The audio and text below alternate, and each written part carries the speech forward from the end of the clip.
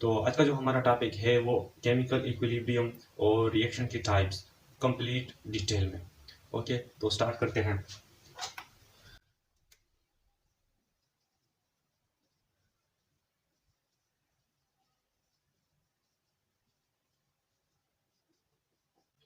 Chemical equilibrium जो है आज हमारा टॉपिक है, लेकिन केमिकल इक्विलिब्रियम को समझने से पहले हमें जो है ना रिएक्शन और उसके टाइप्स के बारे में पता होना चाहिए।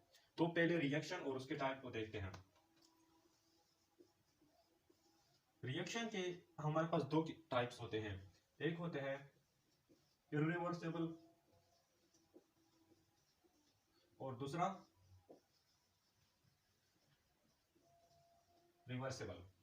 तो जिस तरह नाम से ही जाहिर है, इरिवर्सिबल वो रिएक्शन होता है जो कि सिर्फ वन डायरेक्शन में जाता है, वन वे होता है, यानी कि लेफ्ट से राइट की तरफ या राइट से लेफ्ट की तरफ। तो वन डायरेक्शन में जाता है, एक साइड से दूसरी की तरफ, रिएक्टेंट से प्रोडक्ट की तरफ। ओके, तो जबकि रिवर्सिबल जो होते हैं वो क्या होते हैं कि रिएक्टेंट से प्रोडक्ट और प्रोडक्ट से वापस रिएक्टेंट, इसी तरह ये साइकिल चलता रहता है। आखिरकार एक ऐसी स्टेज आ जाती है जिसमें रेट ऑफ फॉरवर्ड रिएक्शन और रेट ऑफ बैकवर्ड रिएक्शन बिल्कुल सेम हो जाते हैं। ओके, तो उसको हम बोलेंगे केमिकल इक्विलिब्रियम। तो क्या डिफिनेशन है केमिकल इक्विलिब्रियम की? Rate of forward reaction is equal to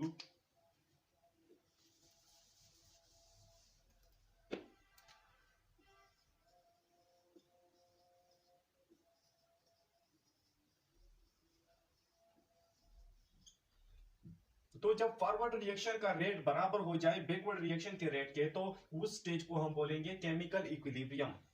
हम एक जनरल एग्जांपल लेते हैं, ए प्लस बी और सी प्लस डी। तो ये हमारे पास क्या है, एक रिवर्सेबल रिएक्शन है। ओके, तो रिवर्सेबल रिएक्शन है। यहां पर हमारे पास क्या है, रिएक्टेंट, जबकि ये हमारे पास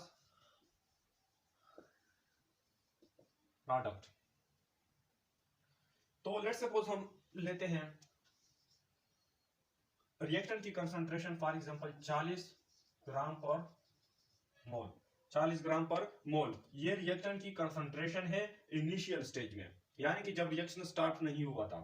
ओके, तो धीरे धीरे क्या होगा, रिएक्शन स्टार्ट होगा और 40 ग्राम पर मोल जो है वो प्रोडक्ट में चेंज होगा। तो जब इक्विलिब्रियम फॉर एग्जांपल, अब इक्विलिब्रियम जब स्टेब्लिश होगा तो उस वक्त यहां पर 19 ग्राम पर मोल, जबकि यहां पर कितने बच गए, 21 ग्राम पर मोल। जब वो इस स्टेज पर आ गए, जब वो इस स्टेज पर आ गए तो क्या हो गया, इक्विलिब्रियम एस्टेब्लिश हो गया। ओके, इक्विलिब्रियम एस्टेब्लिश हो गया। तो इक्विलिब्रियम जब एस्टेब्लिश होगा क्या होगा कि यहां से जितने मॉलिक्यूल, यानी कि रिएक्टर से प्रोडक्ट में जितने मॉलिक्यूल जा रहे हैं, क्या, फॉर एग्जांपल 5 मॉलिक्यूल पर सेकेंड, 5 मॉलिक्यूल पर सेकेंड के हिसाब से रिएक्टेंट से प्रोडक्ट में जा रहे हैं, और उसी वक्त 5 मॉलिक्यूल पर सेकंड के हिसाब से वापस आ रहे हैं।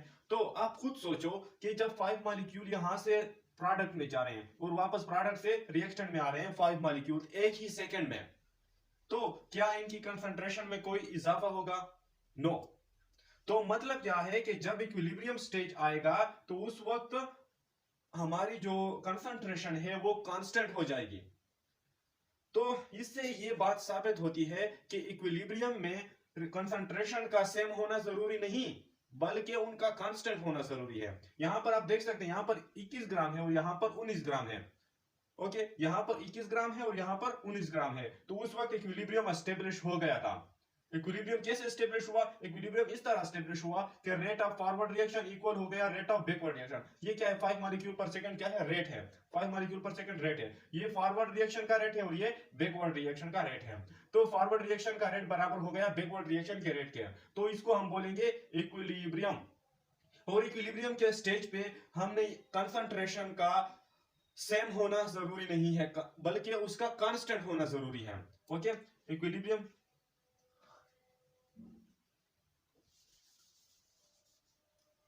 यहां पर मैं लिख लेता हूं कंसंट्रेशन कांस्टेंट होना जरूरी है, जबकि कंसंट्रेशन का सेम होना जरूरी नहीं है।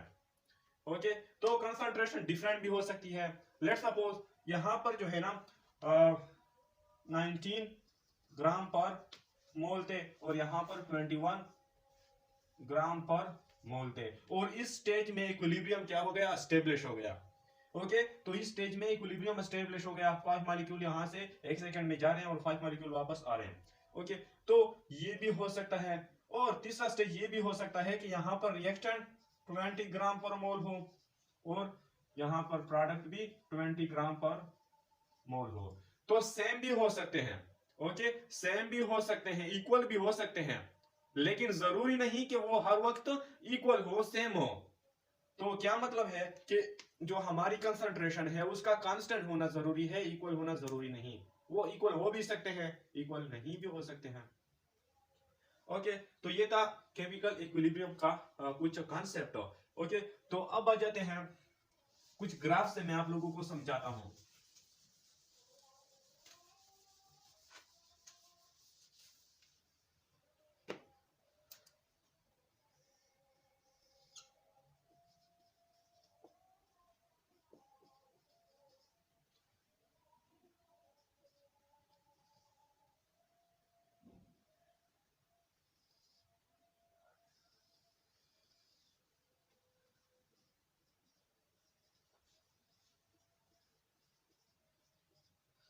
ओके, तो यहां पर क्या है, ये रिएक्टेंट है, ये प्रोडक्ट है। तो यहां पर आप देख सकते हैं ये क्या है, रेट है। रेट ऊपर बढ़ रहा है और यहां पर यानी कि वाई एक्सिस पे रेट है और एक्स एक्सिस पे टाइम है। ओके, तो जितना ऊपर की तरफ हम जा रहे हैं तो रेट बढ़ रहा है और यहां पर जितना आगे जा रहे हैं टाइम बढ़ रहा है। ओके, तो यहां पर पहले हम देखें कि रेट जो है वो रिएक्टेंट का ज्यादा है। क्यों? क्योंकि rate is directly proportion to concentration. पहले पहले जब रिएक्शन होता है, मैंने यहां पर एग्जांपल में भी आपको बताया कि पहले पहले क्या था, 40 ग्राम पर मोल, यानी कि पहले पहले सारा का सारा रिएक्शन ही तो होता है, उसे फिर धीरे धीरे किस में चेंज होता है, प्रोडक्ट में चेंज होता है। ओके, तो इसीलिए जितना अगर रेट ज्यादा तो कंसंट्रेशन ज्यादा, कंसंट्रेशन ज्यादा तो रेट ज्यादा, अगर रेट कम तो कंसंट्रेशन भी कम। ओके, इसमें डायरेक्ट रिलेशन है। यहां पर पहले जो रिएक्टेंट का कंसंट्रेशन होता है वो ज्यादा होता है, इसीलिए उनका रेट भी ज्यादा होता है। फिर धीरे धीरे उसका कंसंट्रेशन क्या हो रहा है, कम हो रहा है। कंसंट्रेशन कम क्यों होता है, क्योंकि प्रोडक्ट में चेंज हो रहा है। ओके, तो जब प्रोडक्ट में चेंज हो रहा है और कंसंट्रेशन कम हो रहा है तो उसका रेट भी कम होगा। तो देखो पहले 55 पे था, 55 से नीचे कम आ रहा है, आ रहा है, आ रहा है, आ रहा है, फिर यहां पर 30 पे कांस्टेंट हो गया, 30 पे कांस्टेंट हो गया। इसी तरह प्रोडक्ट पहले बिल्कुल उसका रेट 0 पे था। 0 पे क्यों था, क्योंकि प्रोडक्ट पहले बिल्कुल 0 था, उसका कंसंट्रेशन ही 0 था, कुछ था ही नहीं। फिर धीरे धीरे जब रिएक्टेंट से प्रोडक्ट बनना शुरू हो गया, प्रोडक्ट की तादाद ज्यादा हो रही है, और प्रोडक्ट की जब तादाद ज्यादा होती है तो उसका रेट भी ज्यादा होता है। क्यों? क्योंकि डायरेक्ट रिलेशन है। तो इसी तरह ये भी 30 के पोजीशन पे क्या हो जाता है, कांस्टेंट हो जाता है। ओके, इससे ज्यादा फिर ना बढ़ता है और ना कम होता है। तो इस पोजीशन को, इस स्टेज को हम क्या बोलेंगे, इक्विलिब्रियम। क्यों इक्विलिब्रियम क्यों बोलेंगे, क्योंकि इसमें जो है ना फॉरवर्ड रिएक्शन और बैकवर्ड रिएक्शन, फॉरवर्ड और बैकवर्ड रिएक्शन का रेट आपस में बराबर हो गया, यानी कि 30 पे कांस्टेंट हो गया। ओके, इसके अलावा एक दूसरा ग्राफ हम समझते हैं कंसंट्रेशन वर्सेस टाइम का।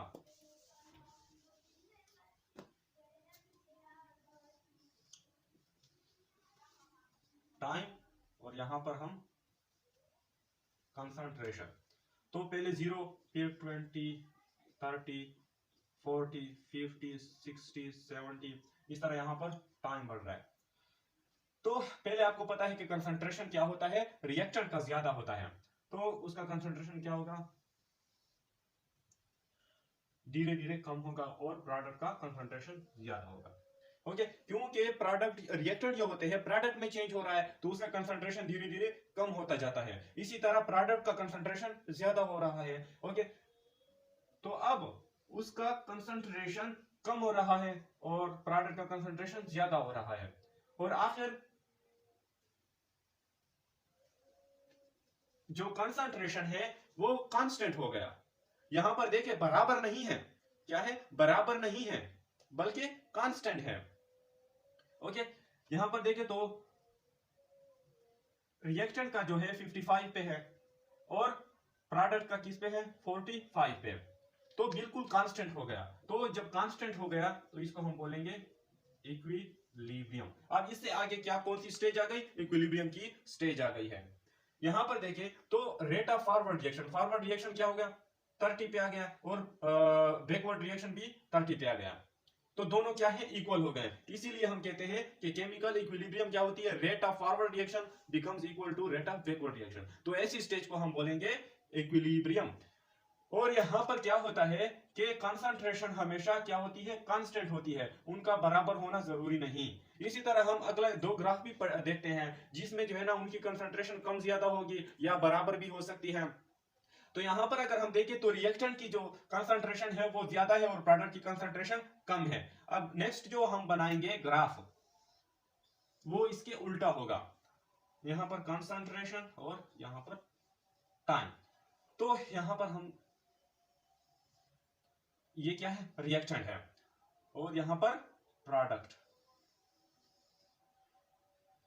तो अगर हम यहां पर देखें 0, 10, 20, 30, 40, 50, 60, तो टोटल 60 है कंसंट्रेशन ग्राम पर मोल या जो भी यूनिट यूज हुआ है। ओके, तो यहां पर धीरे धीरे रिएक्शन की कंसंट्रेशन क्या हो रही है, कम हो रही है, और आखिर एक पोजीशन आ गई जिसपे उसकी कंसंट्रेशन क्या हो गई, कांस्टेंट हो गई, यानी कि 20 पे यहां पर उसकी रिएक्शन की कंसंट्रेशन कांस्टेंट हो गई, और प्रोडक्ट की कंसंट्रेशन धीरे धीरे बढ़ रही है और आखिर एक स्टेज पे कांस्टेंट हो गई, तो तकरीबन 50 पे।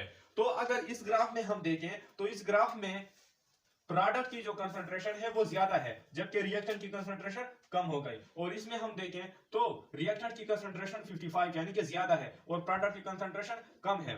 तो इससे यह साबित होता है कि जो कंसंट्रेशन जो है उसका इक्वल होना जरूरी नहीं है बल्कि वो कांस्टेंट हो। किस स्टेज पे, इक्विलिब्रियम की स्टेज पे। ओके, हाँ ये बात भी है कि वो इक्वल भी हो सकता है, मैं ये नहीं कह रहा कि वो इक्वल नहीं होगा, इक्वल हो सकता है, कम भी हो सकता है, ज्यादा भी हो सकता है।